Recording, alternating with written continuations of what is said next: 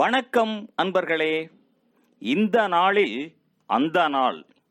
ஆம், வரலாற்றின் வழித்தடங்களில் கடந்த 2000 ஆண்டுகளாக ஒவ்வொரு நாளும் உலகம் முழுவதும் நடந்தேறிய முக்கிய நிகழ்வுகளை நாள் வாரியாக நல்ல பல தகவல்களை தொகுத்து காணொளி மூலம் பகிர்வதில் மகிழ்ச்சி.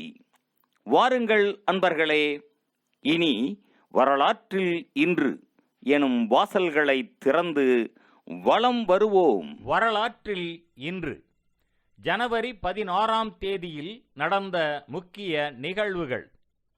கிமு 27ஆம் ஆண்டில் கயஸ் ஜூலியஸ் சீசர் அக்டோவியஸ் அகுஸ்டஸ் என்ற மரபு பெயரை பெற்றார். இது ரோம பேரரசின் ஆரம்பமாக கருதப்படுகின்றது. கிபி 929ஆம் ஆண்டில் ஸ்பானிய நாட்டில் குர்துபா கலீபகம் அமைக்கப்பட்டது.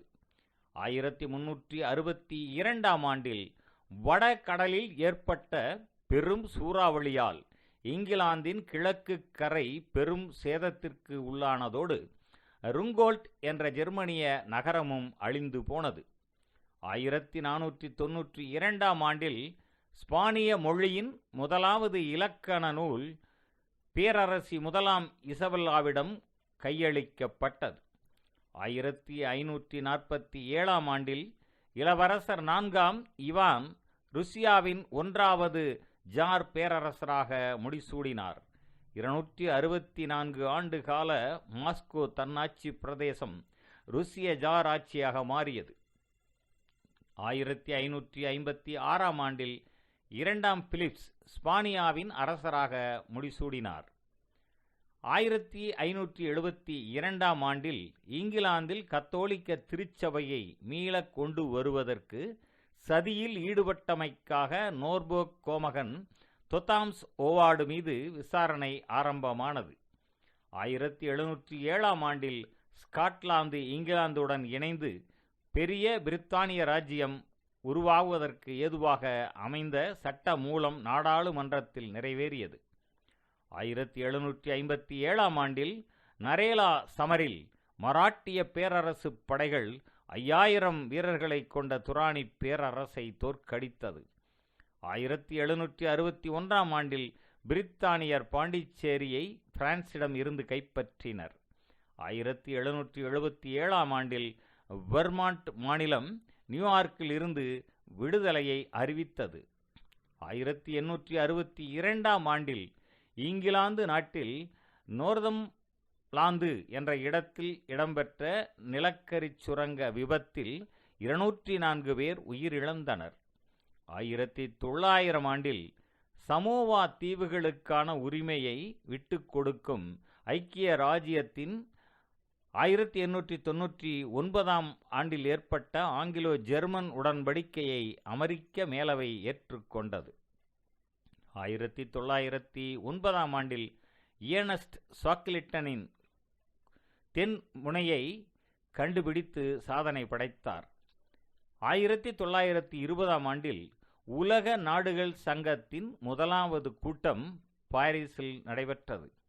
1942ஆம் ஆண்டில் அமெரிக்காவில் நெவாடா மாநிலத்தில் விமானம் ஒன்று வீழ்ந்ததில் நடிகை கரோல் லம்பார்டு உட்பட 22 பேர் உயிரிழந்தனர்.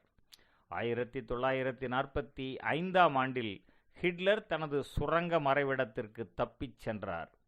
1969ஆம் ஆண்டில் செக்கோஸ்லோவியாவில் சோவியத் இராணுவம் முதல் வருடத்தில் மாணவர் எழுச்சியை அடக்கியதற்கு எதிர்ப்பு தெரிவித்து யான் பலாக்கு என்ற செக் மாணவர் பிராக்காவில் தீக்குளித்து மாண்டு போனார். 1969ஆம் ஆண்டில் சோவியத் விண்கலங்கள் சோயூஸ் 4 மற்றும் சோயூஸ் 5 விண்கலங்களோடு முதல் தடவையாக புவியின் சுற்றுப்பாதையில் விண்வெளி வீரர்களை பரிமாறிக் கொண்டன.